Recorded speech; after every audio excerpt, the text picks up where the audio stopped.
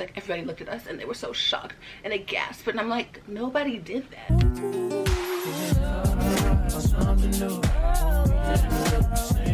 Alright, hey guys, it's Jocelyn and welcome back to my channel, Jocelyn Reads. Today I'm going to be doing my April wrap-up. This is not technically an April wrap-up. It's coming out at the end of April, early May. I'm filming this at the end of April, early May, so I'm going to call it an April wrap-up, but it's really pretty much all the books that I have something to say about that I read while I was waiting in college. I noticed because my semester was so rigorous, it was hard for me to keep up with fantasy and sci-fi, solely because once I'm in a fantasy world, I like to be really immersed in it, and I don't like to be taken in and out because I have things to do. So reading romance, I'm definitely okay with being pulled out of the story and going back in when I can. There's not a lot for me to remember there, so I really focused a lot on romance while I was away at school. But I do have two fantasy books I'm going to talk about. I am going to be going in the order of the rating that I gave the book, so I'm going to start out with my 2-star reads. I didn't have any 1-star reads, thank God. But the first 2-star read I have is The Rivalry by Nikki Sloan. Let's take a minute to look at this cover. I think that this boy is thicker than me, and I'm really here for it. Like, it's a nice cover, that's all I'm gonna say. This book follows a cheerleader and a football player, and they're in the rival teams in college, which I don't know, I typically do not read cheerleader football player books. I like sports romances, but not like the cheerleader football player, because I feel like it can be really cliche and played out. So I definitely was like wary going into this book, even though the things that did pull me into it was the fact that it was going to be an enemies to lovers and that it was a college romance. I love college romances because I'm in college and I want to have my own college romance, so I live vicariously through those characters and those stories.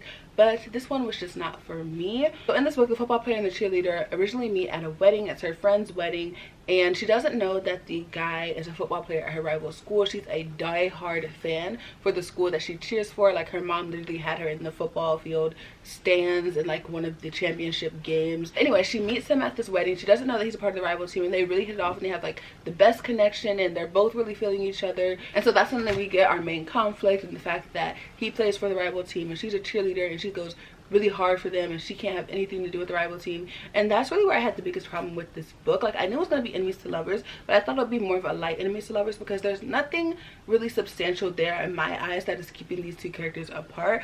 And the way that she talks about the rivalry and the way that she acts like she really cannot be with this guy solely because he goes to this school, like, he has to keep being the one to like push the relationship and like tell her like the rivalry doesn't really matter, and it gets to the point where it becomes really annoying and immature from her. And I feel like you can get this type of book and have enemies to lovers without it seeming too extreme. At one moment, she runs down on the field and gives him a kiss at the end of the game, and she's like, everybody looked at us and they were so shocked and they gasped, and I'm like, nobody did that. Like, nobody did that because you were a cheerleader on the other team. Like, nobody cared. It just was not making sense. So I ended up giving the book 2 stars because the whole concept of the book was just not done well for me. That was my only 2-star book that I have, which is pretty good for like a whole like 3 months of reading. So next I'm going to go into my 3 stars that I want to talk about. The first one that I have is Under Lock by Mariana Zapata. I fell in love with Mariana Zapata in the past month. I read literally 5 of her books back to back. You're going to see them going up and up this list. Under Lock was my least favorite of them all, but it was still 3 stars, so I am a Mariana Zapata stan. Under Lock is about this girl named Iris, and her brother and her family are like a part of this like motorcycle gang, and she's been unemployed for a while, so she decides to go move with her brother because he has this potential job offer for her. So once she gets there, she starts working in this tattoo shop. The head of the gang works at the tattoo shop, and he's like the head of it, and he's just so super grumpy and mean, and he's like super rude to Iris her first day for no reason. And so they start off on a bad foot, and then somehow that flips around when she like talks back to him, and she's like, not like other girls. So now he starts to pursue her, and it's really just all about that. It's my least favorite Mariana Zapata book because I really do not know why these two liked each other. Like, I know Iris liked him because he was cute, he liked Iris because she was cute, but I can't tell you what about their personalities really clicked, and that's why I only gave it 3 stars. This is the least slow burn of all of her books, and now I see why Mariana Zapata has to write slow burn, because this, though it was nice in terms of the banter and like the bad boy-esque thing, like I always eat that up, I'm not gonna lie, the romantic chemistry was not there at all for me in this book. What I did like about this book was Iris's family relationship and like her relationship with the other guys in the gang. I always loved that trope where it's like one girl and a whole bunch of guys, and all the guys are like her friend. Like, I eat it up, and I get that from Wattpad, so if you know, you know. Oh, the next book that I have is A Court of Silver Flames by Sarah J Maas. I gave this one 3.5 stars. I rounded up to a 4 on Goodreads because Sarah J Maas is my girl, and if I'm going to round up as for anyone, it's going to be her. And this book is about Nesta's story from Akatar. If you know, you know. It follows all the events after Aqua War and everything that happened to Feyre and her family then. We're now following Nesta's journey, and we're watching her romantic relationship with Cassian. And I really liked this book because of the way that it explores Nesta's trauma. I always say this, but I think Sarah J Maas is really, really good at developing trauma and following a storyline with that and overcoming trauma. There's this one aspect of this book where Nesta is taken into this high tower, and she has to stay there, and it has like, I want to say like 4,000 steps. Like there's probably way more than that, like 10,000 steps that she would have to walk down to get there because you can't fly or anything. And a lot of her battle was her trying to get out of the tower by going down the steps every day, not being strong enough, coming back and trying to tackle them again. And I felt like that was a perfect physical representation of her mental health as well. So I really like that Sarah J Maas did that. That's just like one example of how she's really good at portraying trauma in a book. But this book follows Nesta, and she's basically on the outs with the entire inner circle. The inner circle is Feyre and all of her little gang with her, Rhysand, Cassian, Azriel, all of those people. Doesn't really hang out with them. She doesn't want anything to do with her family. She also is just kind of drinking and sleeping with a whole bunch of guys. Like, she's just on a downhill path because of everything that happened after Aqua War. And so Feyre and Rhys are like, okay, she can't keep living like this. And so they tell Cassian to take her up into this high tower and basically just train her there. But what I didn't like was the fact that this book could have been a lot shorter. Like, Sarah J Maas was just typing on that computer at some point like, girl, where is the editor? Because some of these scenes just weren't necessary, and I hate to say it, but some of the smut scenes weren't necessary. Like, girl, you could have cut one of these smut scenes to make this book a bit shorter because it felt a bit repetitive at some points. I really liked the ending and I liked the beginning. So I liked her originally getting to the tower and all of her interactions with Cassian in the beginning, and then I also liked the training scenes. If you know me, you know I love a good training scene. I love watching someone progress, and so I liked that. But then the middle just kind of felt like at some points I was just like, okay, some of this can be taken out basically. And then the end was really good, and all these like trials and tribulations that she had to go through in the end. I don't want to necessarily spoil it, but I loved that, and I love that we got to see her actually behaving as a warrior and fighting at the end, especially with her little girl gang that she has, which is something that I also love about this book. If you know Nesta, you know she's just has this reputation of being very standoffish, and she has a little bit of a found family which in this book, which gives you a different side of Nesta that you don't see in the Akatar series, which is really sweet. I love found families, so it was nice to watch that as well. But I just wish that the middle could have been condensed a little bit, and this book probably would have been more of a 4 to 5 stars for me. So the next book that I gave 3.5 stars to was Lady Midnight by Cassandra Clare. It follows Emma and Julian and their parabatai, and Emma has grown up with Julian and his family, and they live in the Institute because her parents have died.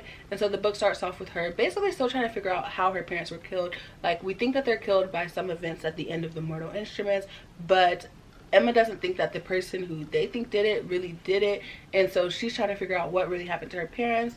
And in the beginning of the book, some people turn up dead in the same manner as her parents were killed in the end of the Mortal Instruments. Sorry, it's a bit confusing if you haven't read the Mortal Instruments, but stick with me. So the whole story becomes like a murder mystery of them trying to figure out who is killing these people and how Emma's parents' murderers are connected to that. The one thing that I did like about this book was the romance, which is really, really killing me because this is what I went into the book for. Like, I'm not gonna lie, I went into it for the romance. I want to see two parabatai fall in love. The one problem with that relationship is the fact that Cassandra Clare does so much telling and not showing with this book, especially with the romance. Like, we know that Emma and Julian have grown up together their whole entire lives. They know each other like the back of their hands. Like, they have these really intimate feelings for each other because they're parabatai and because they're so connected. But we're just told that, like, we're getting thrown into this when they're already teenagers, so they already have that established relationship, and we don't really get to see it grow, and we don't really get to see them necessarily falling in love with each other. Like, this book starts with them being in love. I can't tell you why they really love each other.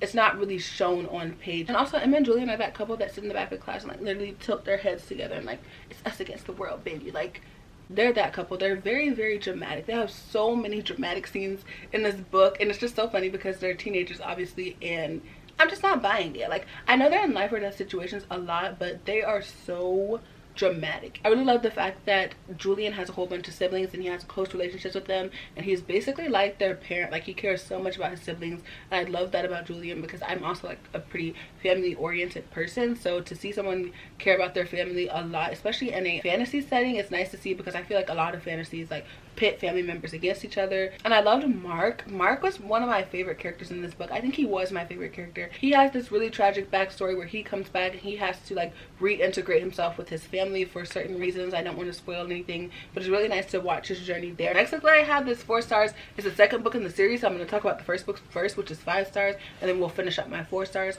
So the first book is called The Sweetest, Oblivion by Danielle Laurie. This is a mafia romance. This is one of my favorite mafia romances that I have ever read, and this book follows this guy named Nico and this girl named Elena, and Nico is supposed to be getting married to Elena's sister, and Nico is kind of the kingpin of his mafia family, and Elena has her own little mafia family. She's like the daughter of the kingpin, and her sister is getting married to Nico in order to like bring their families together and crush any tension. It's just basically going to be a little alliance, except her sister has someone that she loves already, and so she doesn't really want to get married to Nico, and Nico doesn't necessarily want to get married to her. It's just an arranged marriage, and he finds himself really attracted to Elena, and Elena finds herself really attracted to him, and so they have to kind of battle that attraction, and they just keep finding themselves in each other's presence, and there's just a whole bunch of tension there, and they have the best banter, and we just follow them throughout the book. But I absolutely love the relationship between Elena and Nico. Nico is one of my favorite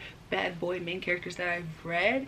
He is just so funny, and he also really knows Elena, because Elena has this reputation of being like this sweet girl and not really speaking up for herself, and around Nico she's just able to say whatever she wants. Something about him really frustrates her to the point where she just says whatever's on her mind, and it's really nice because he brings out a side of her that's really her true self in this environment where she can't necessarily be herself. But another thing that I like about this book is the mafia environment. Like, though Elena can't be her full self, she's able to be a lot more than other females can in mafia romances.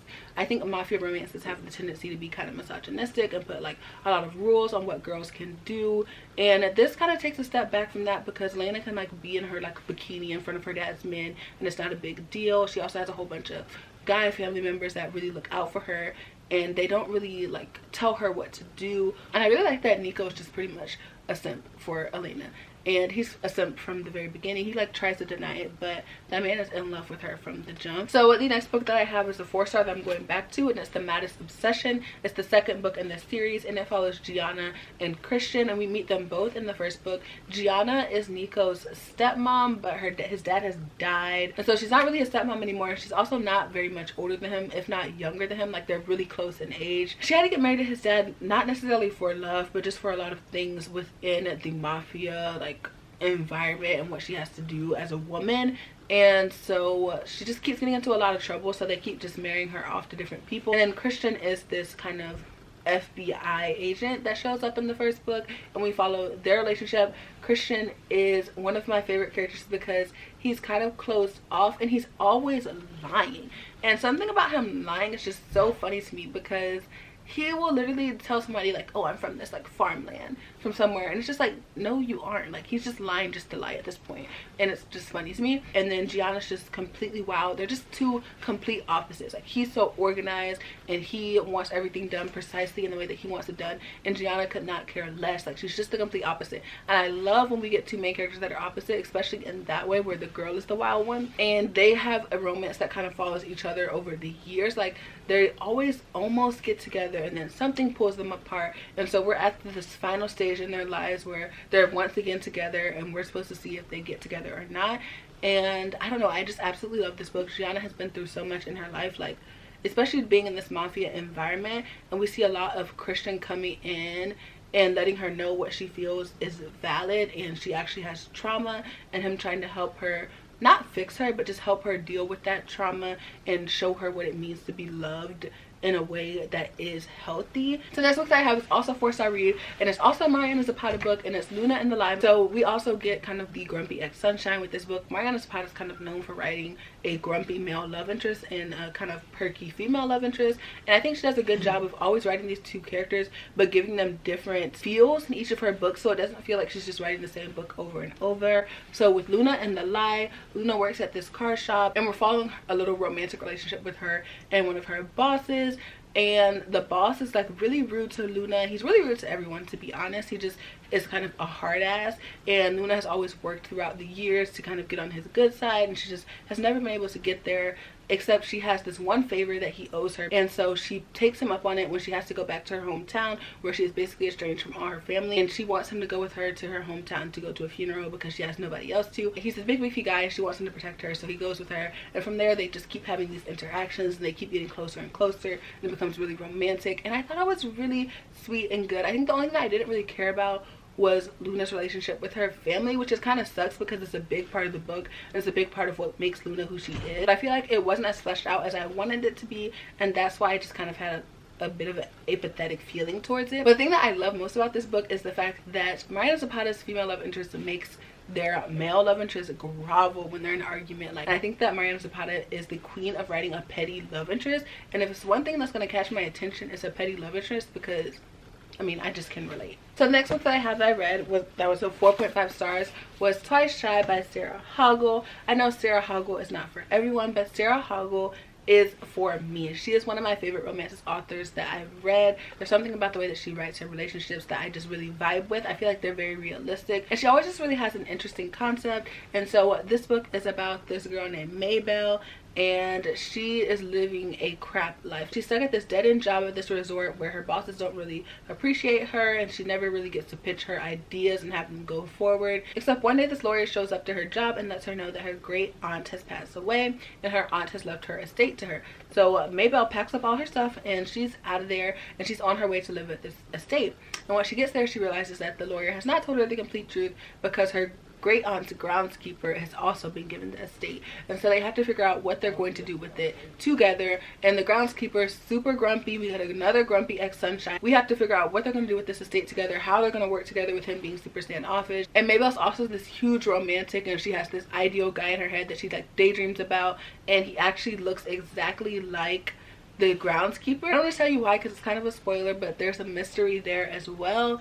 And I thought this book was so good. I think the best thing about Sarah Hoggle's books is, I don't want to say we have an unreliable narrator here, but I feel like we're always given something that we're not really expecting. With the guy being grumpy, it's obviously more than that. He's really a socially awkward main character, and I love socially awkward guys. There's just something about them that are just really heartwarming, and it's just really nice to read. And I love to see that Maybelle is able to bring him out of his shell a little bit. That's always nice to see. And I just thought that this was a really sweet romance. I'm not gonna lie, the beginning of the book was kind of slow. It took me a while to get into, but once things started taking off with the romantic relationship, I really enjoyed it. The next book that I have is another Mariana Zapata book. It was literally addicting. It's from Luke Off with Love. I don't know what took me so long to read this book, but it was literally amazing. This is a figure skater romance, and it's something that I never thought I would be reading, because I'm not interested in figure skating in the slightest. Like, I have no interest in it, but Mariana Zapata did what she had to do with this one. So we have this girl named Jasmine, and we have this guy named Lukoff, and they're kind of mortal enemies. So Jasmine has been friends with Lukoff's sister all her life, pretty much, since she started figure skating. And Lukoff and her just have had this beef with each other. Like, they're always picking on each other, and they have this huge banter, and they pretty much hate each other. And Lukoff is a really well acclaimed figure skater. He has all these awards, and Jasmine has yet to win anything, and she's kind of just on a downhill spiral. And so at the beginning of the book, they have to come together as partners and work together, and they want to like win a whole bunch of awards, which is going to be hard for them because they pretty much hate each other. And it's so good. It has so many tropes that I love. Like, they babysit together. That's one of my #1 Wattpad tropes, and we get it in from Look Off with Love. We also get the fact that I have wanted you all along, that type of trope, which I eat that up as well. We also get him taking care of her when she's sick. Like, so many of these things that do so well at like building a romance and romantic chemistry, they're all in from The Golf with Love. So you can imagine that the chemistry between these two characters is literally immaculate. Like, this is a book that I read and I'm like, yeah, I see why these two characters love each other, and it's just so amazing. I absolutely love the way that Jasmine deals with her family. She kind of has a strained relationship with her dad, and Lukoff is there with her for that.